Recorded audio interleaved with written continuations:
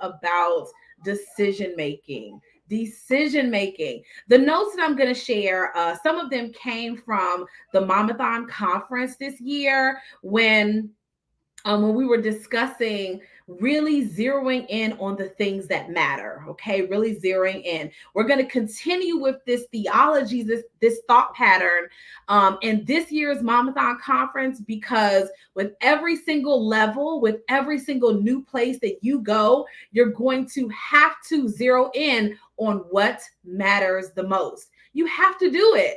Whether you want to or not, you're always going to have to reassess what's working, what's not working, and what you will need to do differently. There's no escaping it. No matter how much you may want to move past it or overcome it, there's no escaping doing the challenging work, the hard work needed to become that woman, to accomplish what you said you wanted to accomplish this year. Okay? There's no getting around it. Zero. So let's just assess that now. Let's internalize that right now, that I can't escape doing the decision-making protocols, doing the necessary tools and strategies needed to make better decisions. All week, I've been also talking to my list about procrastination, about perfectionism, about people pleasing, where we might put off making decisions for one reason or another. Maybe you're uncertain about what the future holds. You're not sure if this particular decision is right for you or wrong for you. You're really not sure. And so until you feel sure, you're not going to make a move.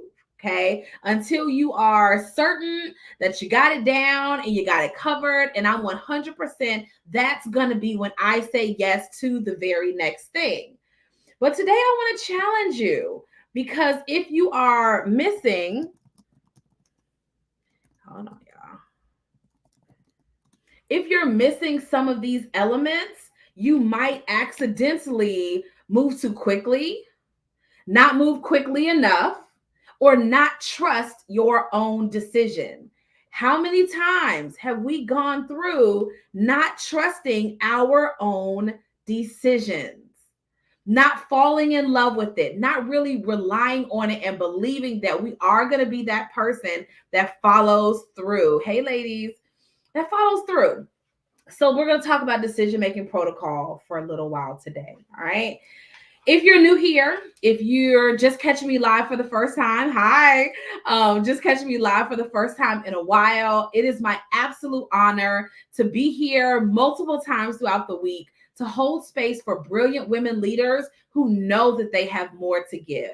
You know that your time management needs some adjusting. You know that to-do list is overflowing. And on our journey to becoming the women that we say we want to become, we have to make sure that we take some time, that we pause and assess on if something is working or if it isn't. Okay. Is this the right tool for my family? Is this the right decision for my phase of life? These are questions that need answers. Okay, these are questions that need answers. And unfortunately, very often, what we'll end up doing is we will accidentally, or maybe even intentionally, make a choice that is out of alignment with the family need or with the family season. Sometimes we make choices because we're in a rush. Sometimes we make good decisions or bad decisions because we're not patient. Sometimes we rush to make a decision because we feel like if we don't, we'll miss something. Like this season of our life is going to escape us and go somewhere else. And, you know, I compare it sometimes to running to catch a bus, and you feel like you won't make it. So you run, trying to hurry up and get there. Okay. For wherever you are in this journey, it's okay. It's okay for you to be in an I'm figuring it out season. It's okay for you to sit for a second and assess the best way to do things. It's also okay for you to think through. Hi, Jane, I see you. To think through the right way, that whatever right is, okay? Because sometimes right can be I don't know. Like we can go back and forth between what feels right and what doesn't. So we're going to, for a little while today, we're going to chat through, work through decision making. All right. Especially for women with families. Like I heard someone say the other day, they were kind of shunning the idea of being an overthinker. Okay. Being an overthinker. And they were basically saying, like, I never have the problem of overthinking. I just do it or don't do it. I make quick decisions, which is a good thing. But I told the individual, I said, if you've ever at least stood in the closet for 5 minutes longer than normal to figure out what you were going to wear, when you know you have an ocean of options, if you've ever at least done that, then you are guilty of overthinking. I also share with the person that a lot of times for the women that I work with, I can't speak for everybody that is in my community or all the things, but I know for the women that I've been honored to coach, which is hundreds over the last 10 years, okay, in our groups and at our conference and one-on-one clients, I have seen a pattern that because we have so many people relying on us, sometimes we're afraid to make decisions about going forward. Good morning. Or about choosing the next thing. Of course, I feel nervous about it. My kids are relying on me. My husband is relying on me. I'm relying on me to be the person that I said I was going to be. So, of course, I'm having a challenge with sticking it out.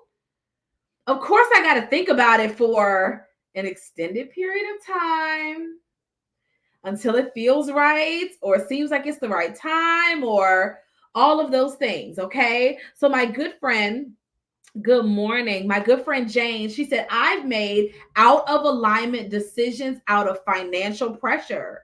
I've gotten caught up in the rat race of rushing to get somewhere. Okay, trying to hurry up and make a choice because if I don't make a choice, then what's going to happen from there? Okay, let's just do the assessments. Let's think out loud today. I'm going to ask you guys some questions. This has come from some of our Mamathon conference. Hi, Kelly. Good morning. Come from some of our conference information, a review for those that attended last year. And we're going to zero more in on concepts like this at this year's Mamathon conference, October 25th through the 27th in Atlanta, Georgia. Okay. You could say that this live is sponsored by the Mamathon conference. If you're a busy, brilliant, ambitious woman, you want to strengthen your network, learn and grow intentionally, the weekend experience will change your life.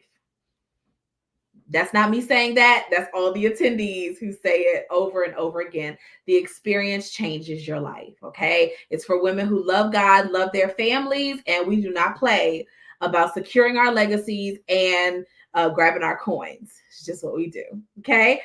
So we love to meet you there. You can put conference in the comments and I'll make sure that you get all of the information. We just sold out of our room block, Kelly. Like 45 rooms for the weekend are all gone. So now my event coordinator is going to work to add more rooms, but you can still grab your ticket. You can do a one pay. You can do PayPal 4Pay. We have options, but if you want to be there, we want you there. So we're creating the space and making sure that all options are available so that you can join us in Atlanta. Okay. All right. So let's get to our decision making. Y'all ready? Let's get to our decision making. Hey, everybody. All right. So we're talking through decision-making rules or strategy. And I'm going to give you guys 1, 2, 3, 4, 5, a couple questions today about the best way to go about making decisions or the ways that really feel aligned with who you are. I want you to grab your pen or your journal and write them down so that you know exactly what you need the next time it's time to make a decision. I have seen almost across the board, most of us are overthinkers. Most of us take longer than we have to make decisions. And most of us, once we do make the decision, we only half commit to it. Most of us, when we make a decision, we only half commit to those decisions. We don't all the way lean in and say, this is it. I'm sticking to it. I'm not going anywhere else. I'm 100% 10 toes down for this particular idea. We don't stick it out until we get to fulfillment. When it starts to get hard, when it starts to get more challenging than we thought it would be, that's when we begin to take our foot off the gas. I ask my clients often, especially in our group sessions, I ask them, have you pinpointed the moment in your life where you stopped trying as hard? Did you pinpoint the moment in your life when you stopped trying and putting your effort forward as hard as you were before for this particular goal? Or did we, say we were trying and then at 80%, and then the next day we woke up and we were trying for this goal at 77. And then the day after that, we were trying for the goal at 75%. And then the longer we're working, quote unquote, on the goal, the longer we're working our way through this year on this goal, the less and less and less effort we put in to making sure that it's a success. Making sure that it's everything that we said it was going to be. I was telling the client this morning, like, this is the 9th year holding the Mamathon conference. And every year I make certain assumptions that it should be easier planning, having over 100 women coming to one place, the food, the speakers, the this, like all these places, it should be easier. What if that's some level of entitlement that I've embraced that I'm working on? It takes what it takes. The hard work that it requires, I'm willing to do that because I'm committed to my decision. In what ways were you giving 90% and now you're giving 80? Or you're giving 80% and at the start of the year and now you're giving 75 or 70.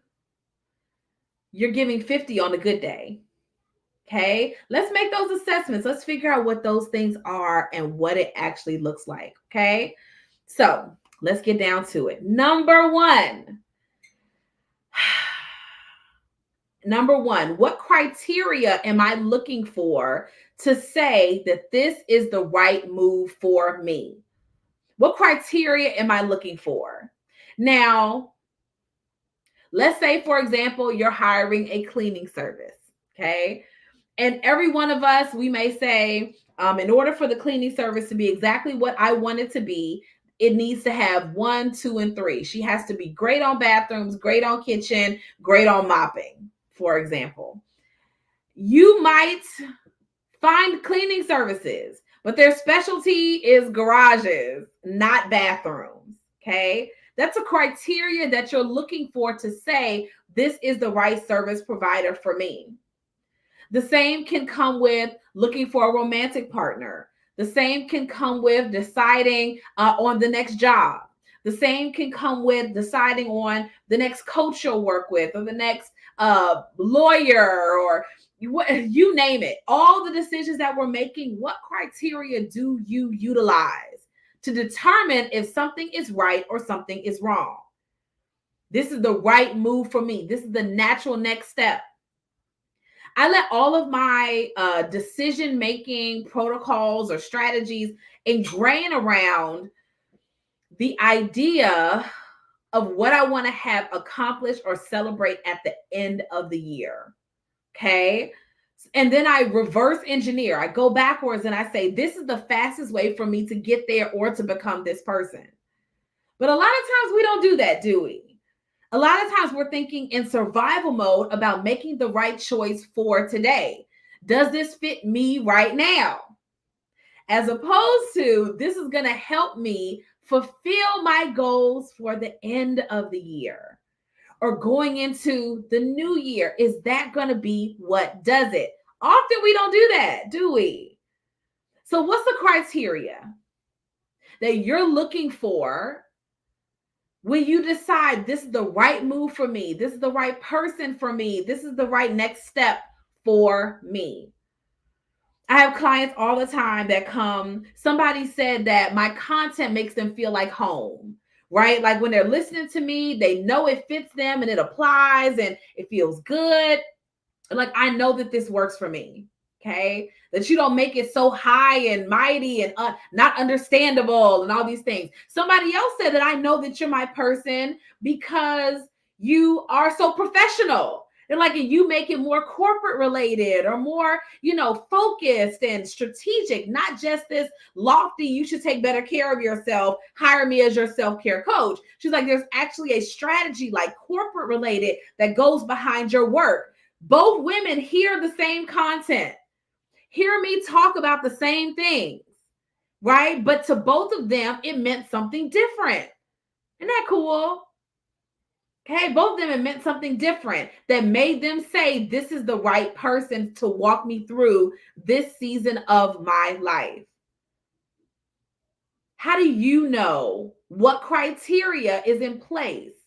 If you're thinking of working with a business coach or a life coach or whatever, because I'm in the coaching industry, so these are the people I talk to. Okay, if you're thinking about that, what are the criteria you're looking for? You might not want to learn time management for someone with no kids, right? So some people come and they know I'm their person because I have 5 kids and they're homeschooled. They're here all the time. They're like, Christina, you're my person because I never see your children running back and forth through your lives. I know they're there, but I never see like wild stuff happening at your house. It doesn't, right? How do you know what the natural next decision is for you? The natural next step, the natural next choice. This just makes sense. Here's my criteria for this decision. Have you created criteria for the decision? Have you decided the next course that I purchase, the next coach I work with, the next certification I go and get should have 1, 2, 3, and 4. The next job that I'm looking for should have 1, 2, 3, and 4. This is the corporate culture I'd like to see, 1, 2, and 3. Have you made criteria? Or are you winging it? Are you winging it? I have ladies who come and find me because I'm a homeschool mom, and they're like, I want somebody else that homeschools and runs a business. I want to see that person. Who is that for you? Have you made criteria to determine what the next right step is for you? That's number 1. What criteria am I looking for to say this is the right next move for me? Number 2, am I so used to thinking about it that the decision ends up being made for me? Am I so used to thinking on it, praying about it long? Now, listen, y'all know I love the Lord. I love the Lord. I'm a believer. I pray about all that. I ask God to help me to do the work I need to do well. So this is not what I'm referencing. Y'all got me? This is not what I'm referencing. What I'm referencing is microphone going. What I'm referencing is instead this idea of, oh, Kelly said I got to talk to Tim. Yes, girl, talk to Tim. Hello and good morning. What I'm referencing instead is sometimes we're so used to thinking about things. We think about it so long. We contemplate a decision so long until it's too late. Until it's too late. Some of us, we think about, and I'm gonna use the conference as an example because this is where I fit in. Okay, hey girl. Women will say, I'll let you don't have to let me know. The conference isn't for me, right? It's for you. So they'll say, listen, I'm gonna talk to my husband, I'll see. Think about all the places in your life that you say, I'll see. All the places in your life that you say, I'm going to think about it. All the places in your life where you say, I'm praying on it. I'm going to fast for longer. I am all for fasting and prayer. I am all for considering it. But some things God already talked to us about, and we're just hesitant about the details. We're just hesitant about the details. That's it. I don't want to make a decision about these details.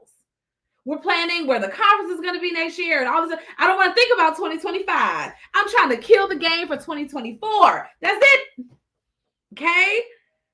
So some of us, we're so used to thinking on things, thinking on it, contemplating, praying on it, fasting on it some more, until the decision has been made for us. The time has passed.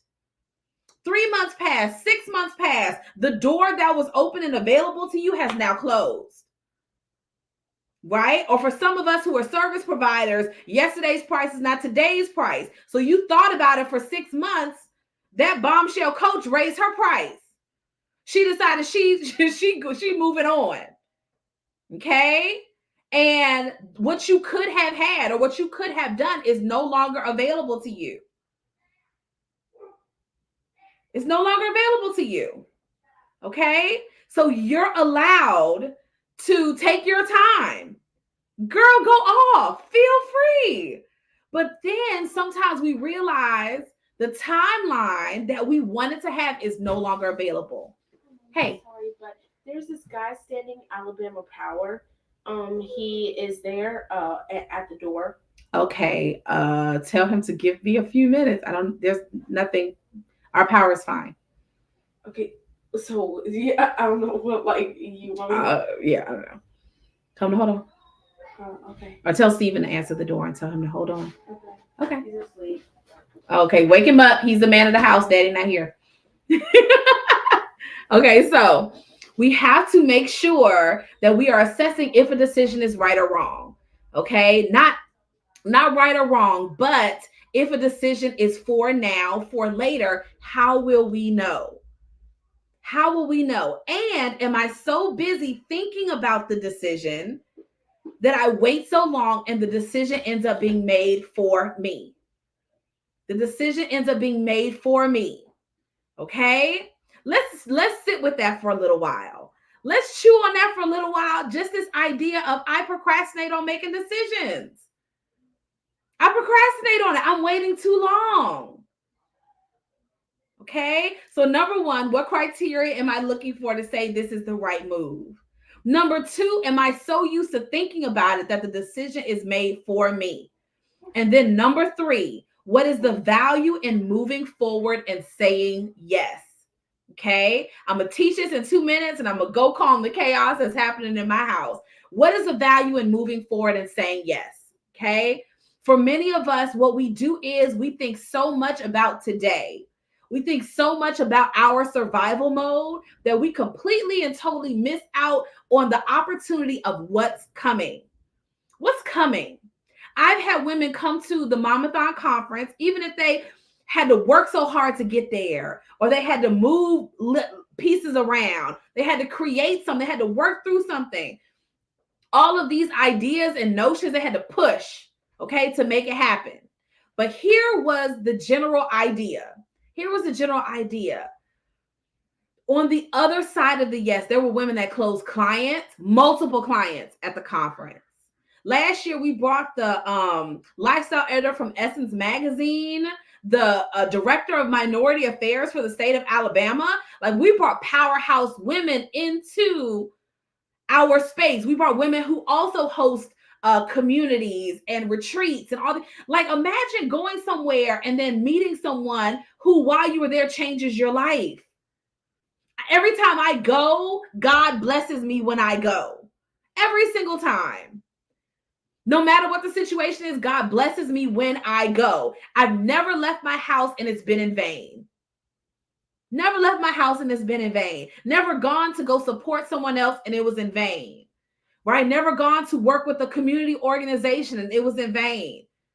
Never. Like, it's never happened. So I always have to think to myself, yes, I had to pay a cost or an investment of time or energy, even finances to be here. But oh my goodness, it's never not paid off for me. Whenever I invest in coaching, I invested once and made back 5 times what I put in. 5 times. And this was not a minimal anything, because everything here and here had changed completely. Okay? Here's what I want to infuse for you. What's on the other side of yes? What's on the other side of this powerful decision that you need to make? You got to fall in love with the decision. You have to commit to that decision. You got to sit in it and think of all the incredible things that are going to happen as a result of the yes. When you get out of your own head, stop procrastinating. Will you get confident enough to not care what anybody thinks? When you learn to trust your own voice and advocate for yourself, what's on the other side of my yes? What's on the other side of it? What am I missing out on that I could be sinking into, absorbing? Oh my goodness, I went here and this is what came from it. I've never ever been in a situation where I went and did not get back double what I put in. It just hadn't happened. Okay. So, what's the criteria that you're looking for to make a big jump? How do you know that this is the right time, right opportunity, right person, right event? Like all these things, I would challenge you to say that you're the one that makes it the right choice.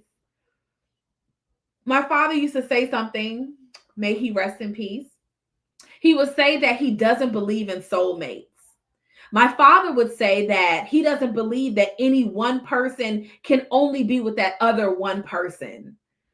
He would say that you and that person together with God make each other the soulmate or make each other the right person. Now, while my husband might disagree because clearly I'm his soulmate, and he is mine, I believe that my father's principle is also so very true. That there's no such thing as the perfect anything or the right anything, but that you together with God make it right. Y'all make it right. The choice, making it right. Is homeschooling right for me? You and God and your family make it right. Is public school or charter school or private school the right choice for my family? We're going to be talking more about educational choice this year, right? Hey, listen, what's the right choice for my family? Okay, you all together make it right. Should we go to marriage counseling? Should we do this? Should we do that? Should we break up? You and that person together with God make each other the right choice. Is this business option right? Are you willing to stick with it long enough to see?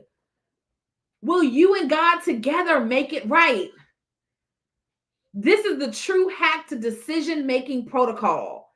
I've prayed about it. I know 100% that God put this desire, this dream, this vision right here in my heart and in my mind. I believe that.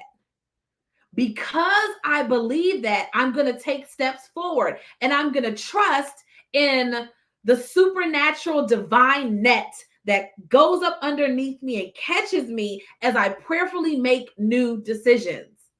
As I prayerfully say yes to the next thing, God's going to catch you, girl. He's going to make it work because I'm committed to the vision that he gave me. He's going to make it work. He always does. He always makes it work. So will you, the dreamer, will you, the visionary, will you, the brilliant woman leader, will you grab onto that vision, onto that goal and run with it? Or are you praying for 100%, but you're only giving 50 or 75? You're not all in. You're kind of committed, depending on the day of the week, depending on how you feel, depending on where your mind is. I tell my clients all the time when we're talking business and pitching, a lot of them are going after amazing media opportunities. They're speaking in other countries. They're doing really phenomenal things. And I'm like, listen, if you worked at Kinko's, nobody would care about how you feel about going to work. Nobody would care. Whether you happy or sad, up or down, you got to come to work and you got to show up and do what you need to do. What if the same rules apply to you working on your vision, on your dream? I know you're not in a good place this week. I know some days you feel up, some days you feel down, some days you're optimistic, some days you're like, I'm gonna throw the whole thing away. Your feelings, you're allowed to feel them. You're allowed to experience that. But if you worked at Kinko's, you're gonna have to show up and give the business anyway. You're gonna have to show up and give everything you have no matter what. Happy or sad, up or down. This is true commitment to our decisions. Okay, so to recap for everybody who just got here, What criteria am I looking for to decide that this is my next move? Okay, this is my next move. I made some coaching decisions for myself. I'm making event decisions for myself this year in alignment with what's the right move for me. For me. Being focused, being constrained, not jumping all over the place. Okay, committing to an idea or a concept. In my case, to the coaching that Christina, am doing. I decided to stay consistent. I'm committed to my decisions. Okay, I'll advocate for my decisions. There's no such thing as right or perfect. It's only you committing to it and making it right. Okay. Then number 2 was, am I so used to being in I'm thinking about it mode? You know, will you procrastinate in the name of prayer? You know, where you say, I got to fast about it for just a little while longer. I'm waiting on the angels to come down. I'm waiting on the big hand, like in the Old Testament, to write on my wall and tell me the right thing to do. God already showed you the vision. A lot of these details are going to be up to you. A lot of these details are up to you. And you have to use your wisdom, your discretion, your intuition, what the word says to make the right next decision. He might not pull out every little, no. Use your wisdom.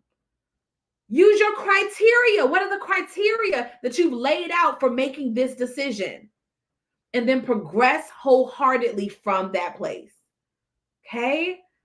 And then last but not least, what's on the other side of my yes? What's on the other side of my yes? Okay? What's on the other side? When we're thinking bigger, more explosively, I can see for Christina, I'm already in November. Like my body has completed this year phenomenally. I'm going to Essence Festival this year, okay, to help facilitate for one of our organizational partners. I am traveling to speak more this year. We're doing all the things this year in the most exciting and phenomenal way.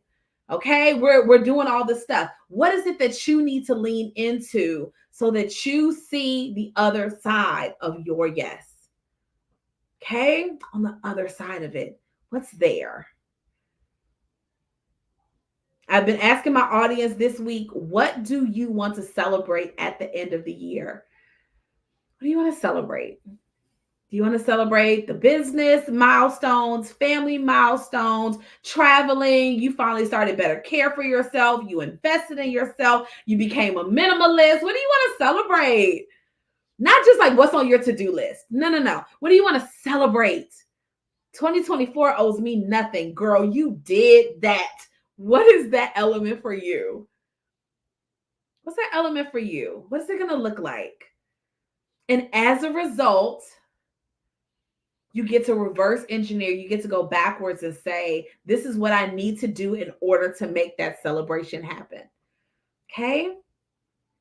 As a productivity coach, as an executive coach for amazing women on the move who have families and self-care and business and career transitions and life transitions that they're working their way through, I would be so honored to have a talk with you about us coaching together. Now, we got 2 ways that we can do this thing, okay? You can decide to come to the Mamathon Conference this October 25th through the 27th as an attendee, okay? It's going to change your life. It's a whole vibe. I'm talking about all you can eat food, amazing sessions, bomb speakers, live music. It's a whole thing. Like, it will change your life. The most phenomenal and beautiful Black and brown women who are all ambitious. They love the Lord. They love their families. They don't play about their coins.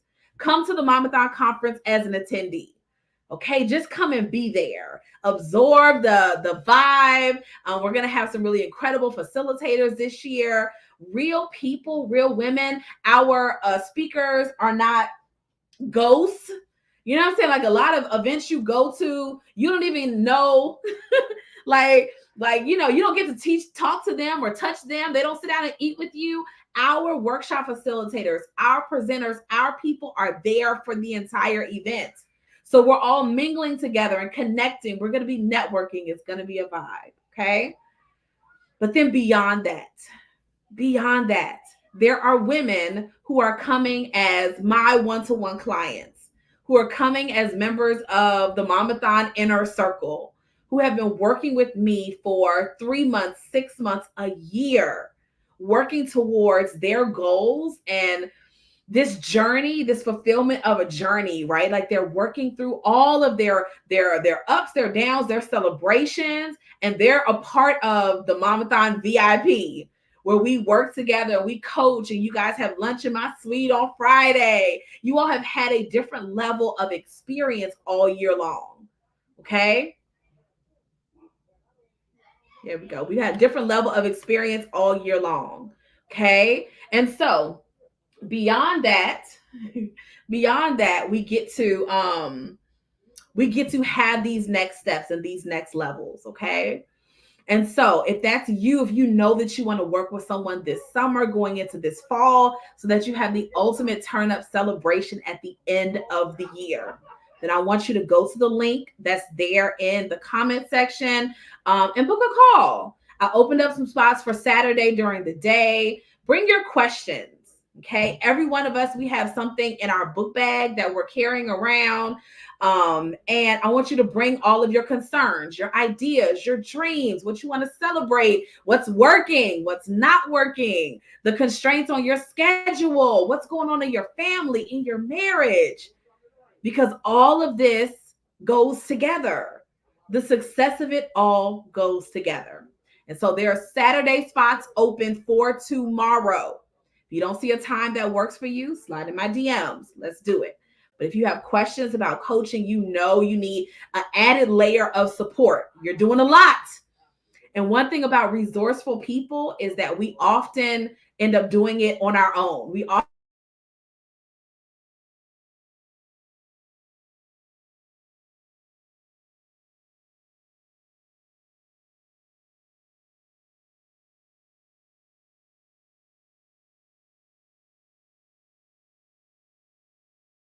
power is doing the thing. It's storming really bad. Okay, so a lot of times with brilliant women, we often end up doing things on our own. You do not have to do it on your own. Don't have to do it by yourself. Okay, so that's it for today. We're gonna let the storm be the storm today. I love you all dearly. I will catch up with you guys on Discovery Call. Saturday sessions are open. Bring all your concerns, your ideas, and all the family stuff going on. And let's create a strategic plan together. Okay? Love you all so much, and I'll see you next time.